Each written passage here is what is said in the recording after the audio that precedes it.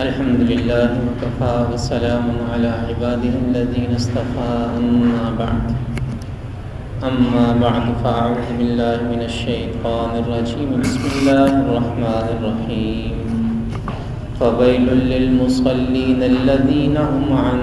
صلاتهم ساهون الذين هم يراءون ويمنعون الماعون صدق الله العظيم وصدق رسوله النبي الكريم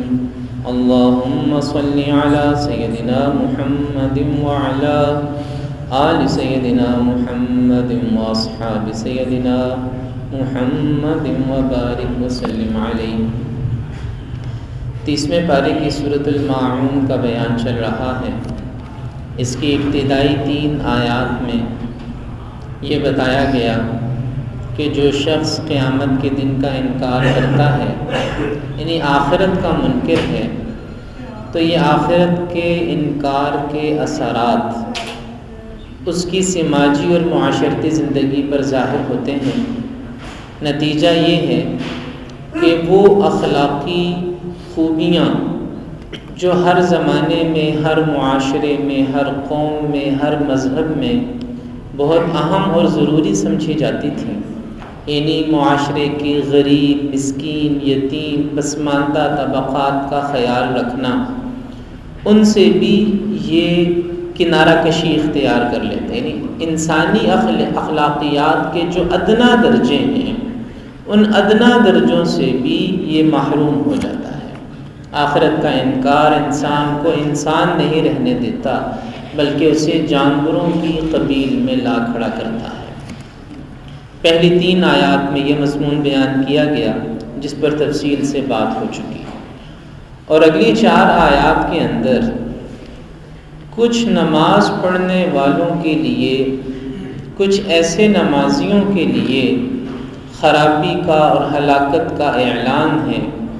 جو بظاہر تو نمازی ہیں، لیکن ان کی نمازیں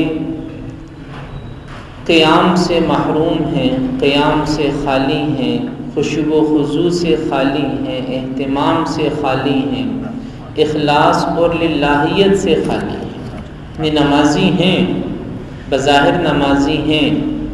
لیکن الذین هم عن صلاتهم ساہون، اپنی نمازوں سے بے خبر ہیں۔ الذین هم یراؤون، دکھلاوا کرنے والے ہیں۔ نماز پڑھتے ہیں لیکن دکھلاوا کرتے ہیں، نماز پڑھتے ہیں لیکن نماز ایسے پڑھتے ہیں کہ کبھی پڑھ لی کبھی نہ پڑھی، کبھی وقت پہ کھڑے ہو گئے کبھی بے وقت کھڑے ہو گئے، کبھی دنیا کے دھندوں میں لگ کے نماز میں تاخیر کر دی، اور اگر پڑھی تو بس ٹکرے زمین پر مار لی، کچھ خبر نہیں کہ کس کے روبرو کھڑے ہیں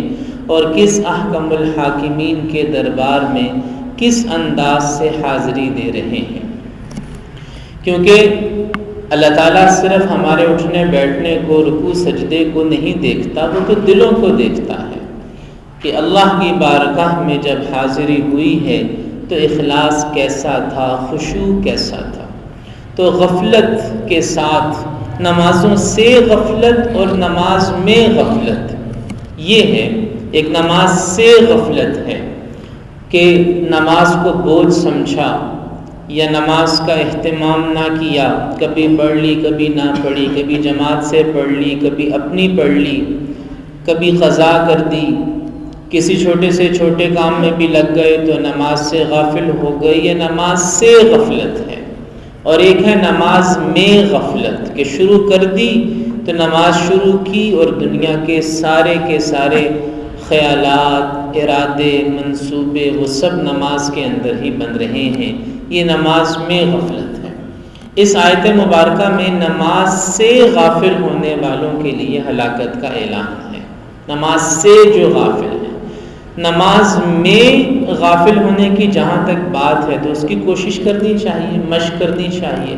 دھیان جمانے کی، دھیان ٹوٹ جائے پھر دھیان جمائے، پھر ٹوٹے پھر جمائے، مشق کرتا رہے، کوشش کرتا رہے، اللہ سے مانگتا رہے، لیکن نماز پڑھے تو صحیح۔ جو نماز سے غافل ہے، بے خبر ہے، یعنی نماز شروع ہی نہیں کرتا، نماز پڑھتا ہی نہیں ہے، نماز کا اہتمام نہیں کرتا، نماز باقاعدگی سے ادا نہیں کرتا، تو وہ بہت بڑے خطرے میں جا رہا ہے، بہت بڑے خطرے میں۔ اور پھر الذین ھم یراؤن، کہ دکھلاوا کرنا نماز میں بھی اور دوسرے اعمال میں بھی، ریاکاری اور نمود و نمائش جن لوگوں کا وتیرہ ہے، جن کی عادت اور مزاج ہے، تو ان کے لیے بھی ہلاکت کا اعلان ہے۔ دکھلاوا ایک تو ہوتا ہے عبادات میں دکھلاوا۔ ہم سمجھتے ہیں کہ ہر عبادت اللہ کے لیے ہونی چاہیے، انما الاعمال بالنیات۔ کوئی عبادت بھی چھوٹی ہو یا بڑی، حج سے لے کر ایک دفعہ اللہ کا نام لینے تک، ہر عبادت خالصتاً اللہ کی ذات کے لیے ہے، خالصتاً۔ ادنا گنجائش بھی نہیں ہے کسی اللہ کے غیر کے لیے عبادت کو سر انجام دے، ادنا گنجائش بھی نہیں ہے۔ تو ایک تو ہے عبادات میں دکھلاوا نہ ہو، اور ایک ہے زندگی میں دکھلاوا نہ ہو، زندگی کے معاملات میں۔ اب گھر بنایا ہے، اپنے لیے بنائے، اپنی پرسکون زندگی کے لیے بنائے، اور گرمی سردی سے حفاظت کے لیے گھر بنائے، لیکن گھر اس لیے بنانا کہ لوگوں کو دکھاؤں، لوگوں پہ ایک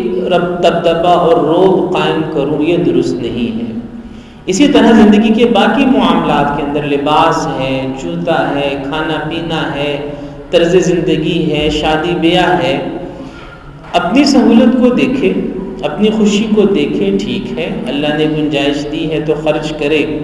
لیکن دوسروں کو متاثر کرنے کے لیے کرنا، دوسروں کو نیچا دکھانے کے لیے کرنا، یا دوسروں سے ممتاز ہونے کے لیے کرنا، یہ دکھلاوا، یہ اللہ کو پسند نہیں، سخت ناپسند ہے۔ وہ اعمال جن کی وجہ سے انسان پر اللہ کی ناراضگی آتی ہے اور زندگی سے برکت اور نور رخصت ہو جاتا ہے، ان میں سے یہ بے جا نمود و نمائش ہے، بے جا نمود و نمائش، لوگوں کو دکھانا، لوگوں کو بتانا، لوگوں میں اپنی نیکی کا چرچا کرنا، یا لوگوں میں اپنی ذہانت کا چرچا کرنا، یا اپنے علم کا چرچا کرنا، یا اپنے مال و دولت کا چرچا کرنا، یہ اللہ تعالیٰ کو پسند نہیں ہے، یہ نہیں ہونا چاہیے۔ تو ان لوگوں کے لیے ہلاکت کا اعلان ہے، فویل للمصلین، خرابی ہے، ہلاکت ہے ان نمازیوں کے لیے، الذین هم عن صلاتهم ساہون، جو اپنی نمازوں سے بے خبر ہیں، الذین هم یراؤون، جو دکھلاوا کرتے ہیں، اور تیسری چیز ہے ویمنعون الماعون، اور عام برتنے کی چیز مانگنے پر نہیں دیتے۔ یعنی چھوٹی چھوٹی چیزیں جو ہیں، چھوٹی چھوٹی چیزیں استعمال کی، جو اگر کوئی مانگے تو اس کو دے دینے میں کوئی حرج بھی نہیں ہے، وہ چیزیں بھی کسی کو استعمال کے لیے نہ دیں۔ ماعون، گھریلو استعمال کی چھوٹی چھوٹی چیزیں اگر کوئی مانگے تو یہ اس کو نہیں دیتے، یہ بھی ایک برائی ہے، یہ بھی ایک گناہ ہے۔ اگر کوئی چیز ایسی ہے جو ایک سے زیادہ لوگ استعمال کر سکتے ہیں اور اس میں کوئی خرابی بھی پیدا نہیں ہوتی، جیسے پرانے زمانے میں ڈول تھا، رسی تھی، کلہاڑی تھی، سوئی دھاگا تھا، مفسرین نے یہ مثالیں دی ہیں، تو یہ چیزیں استعمال کی اگر کسی کے پاس نہیں ہیں اور وہ مانگ لے تو اگر آپ دے سکتے ہیں تو اسے ضرور دینا چاہیے۔ بعض چیزیں تو ایسی ہیں جو دوسروں کو دینے میں قباحت ہے، سواری جیسے کوئی گاڑی مانگے، موٹر سائیکل مانگ لے، ظاہر ہے کہ ہر انسان کا اپنا ایک معاملہ ہے، اپنی سواری کا ایک طریقہ کار ہے اس کے استعمال کا، دوسرا نامعلوم کیسے استعمال کرے کیسے نہ کرے وہ ایک الگ چیز ہے، لیکن وہ چیزیں جو عام استعمال کی چیزیں ہیں اور کوئی بھی شخص استعمال کرے اس میں خرابی پیدا نہیں ہوتی اور اس کی وقتی ضرورت پوری ہو جاتی ہے، تو وہ استعمال کی چیز، عام برتنے کی چیز، وہ اس کو دے دینی چاہیے۔ ان چیزوں کا انکار کرنے کو اللہ جل جلالہ نے یہاں سورۃ الماعون کی آیت نمبر 7 کے اندر گناہ قرار دیا ہے۔ تو یہ سورہ مبارکہ سورۃ الماعون، اس کے اندر بہت زبردست نصیحتیں ہیں، ہدایات ہیں زندگی گزارنے کا، بہت خوبصورت اسلوب اس سورہ مبارکہ میں بیان کیا گیا ہے۔ خلاصہ اس کا یہی ہے کہ انسان کے دل میں اپنے ارد گرد رہنے والے لوگوں کے لیے ہمدردی ہونی چاہیے، ایثار ہونا چاہیے، احساس ہونا چاہیے کہ جو لوگ میرے دائیں بائیں رہتے ہیں میرا وجود ان کے لیے مفید ہو، ان کے لیے خیر کا باعث ہو، کسی قسم کی اذیت کا یا تکلیف کا باعث نہ ہو، اور اس کے ساتھ ساتھ جو اللہ تعالیٰ کے حق ہیں ان کو بھی پورا کرو، اور اللہ کے حقوق کی ادائیگی میں ہی ہم لوگوں کے لیے راحت کا سامان کر سکتے ہیں۔ جب انسان اخلاص والی زندگی گزارتا ہے، نمود و نمائش سے بچ کر زندگی گزارتا ہے، تو وہ اپنے ارد گرد رہنے والوں کے لیے بھی آسانی اور سہولت کا باعث بنتا ہے۔ اللہ تعالیٰ ہمیں قرآن مجید کو سمجھ کر اس پر عمل کرنے کی توفیق عطا فرمائے۔